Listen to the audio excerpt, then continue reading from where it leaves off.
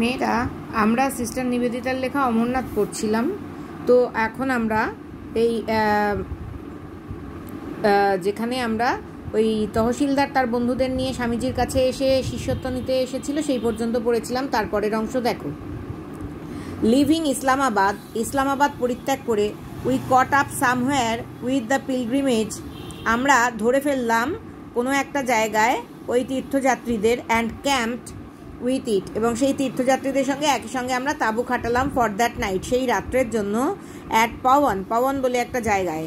A place famous for its holy springs, এমন একটা জায়গা যেটা বিখ্যাত তার পবিত্র ঝর্ণার জন্য।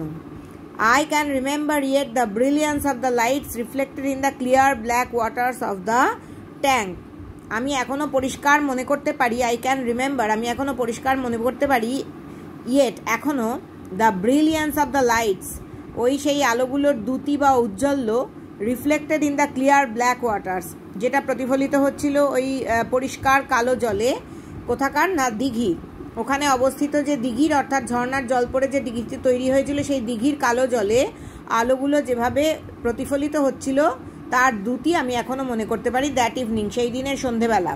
And throngs of pilgrims proceeding in little groups from shrine to shrine, এবং থ্রংস মানে হচ্ছে ভিড় বা দল, তীর্থযাত্রীদের ভিড় বা দল, তারা এগিয়ে চলছিল ছোট ছোট দলে বিভক্ত হয়ে এক মন্দির থেকে আরেক মন্দিরে।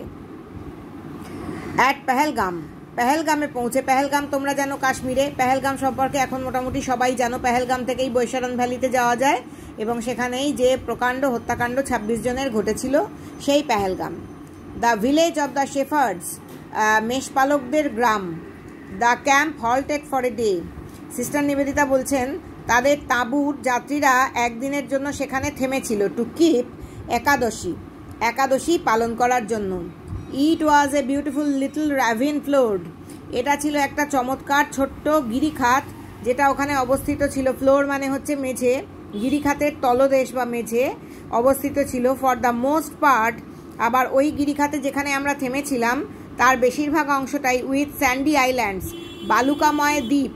বালিময় দ্বীপ, with pine trees, in the payable worn bed of a mountain stream, অর্থাৎ ওই গিরিখাতটার মধ্যে বেশিরভাগ অংশ দিয়ে প্রবাহিত হচ্ছিল একটা নুড়ি পাথরের মানে পেবল ওর্ন বেড, নুড়ি পাথরের সংঘর্ষে তৈরি হওয়া একটা নদী খাত, মাউন্টেন স্ট্রিম, পাহাড়ি নদীর নদী খাত, সেই নদী খাতের মধ্যে সৃষ্টি হওয়া ছোট ছোট বালুকাময় আইল্যান্ড, অর্থাৎ ওই নুড়িগুলো একে অপরের সঙ্গে ঘষা লাগার ফলেই এই বালুকাময় আইল্যান্ডগুলো তৈরি হয়েছিল ওই পার্বত্য নদীটিতে এবং পার্বত্য নদীর নদী খাতে। The slopes about it were dark with pine trees, নদীর দুপাশে বা ওই গিরিখাতের দুপাশের যে ঢালগুলো ছিল সেটা অন্ধকার হয়ে গিয়েছিল পাইন গাছেদের ছায়ায়। And over the mountain at it's head was seen, এবং ওই পর্বত চূড়ায় অ্যাট ইটস হেড, পর্বতের ওই চূড়াটায় দেখা যাচ্ছিল অ্যাট সানসেট, সূর্য ডোবার পর, দ্য মুন অর্থাৎ চাঁদকে দেখা যাচ্ছিল। ওই পাহাড়ের ঢালগুলো ছিল খানিকটা অন্ধকার মতো, কারণ ওখানে পাইন বন ছিল আর সূর্য ডুবে আসছিল, তার ফলে আরও অন্ধকার হয়ে গিয়েছিল, এবং ওই পাহাড় চূড়ার ওপর দিয়ে চাঁদ দেখা যাচ্ছিল। নট ইয়েট ফুল, যদিও ফুল মুন নয়, অর্থাৎ পূর্ণ চন্দ্র বা পূর্ণ চাঁদ নয়। It was the scenery of Switzerland আর নরওয়ে, পুরো দৃশ্যটা দেখে মনে হচ্ছিল যেন সুইজারল্যান্ড বা নরওয়ের দৃশ্য।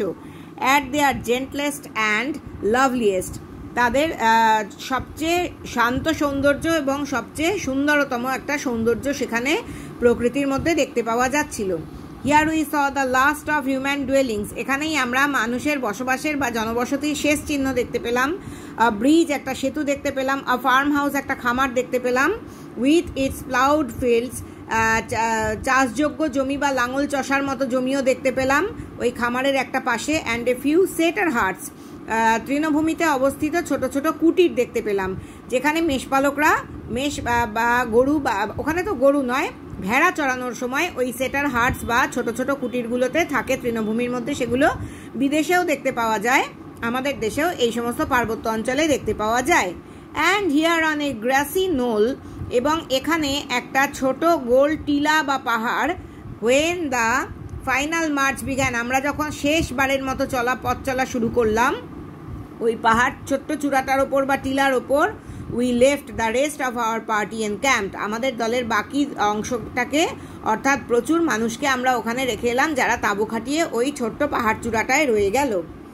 Through scenes of indescribable beauty, এই চমৎকার বর্ণনা করা যায় না এমন সৌন্দর্যময় প্রাকৃতিক দৃশ্যের মধ্যে দিয়ে, সিনস মানে হচ্ছে প্রাকৃতিক দৃশ্য, তার সৌন্দর্যের মধ্যে দিয়ে, এমন সৌন্দর্য যা বর্ণনা করা যায় না।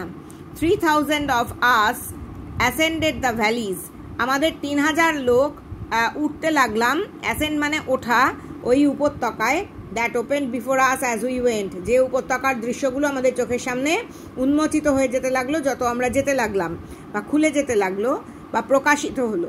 The first day we ক্যাম্পড in a pinewood, প্রথম দিন আমরা একটা পাইন গাছের জঙ্গলে ক্যাম্প করলাম বা তাঁবু খাটালাম।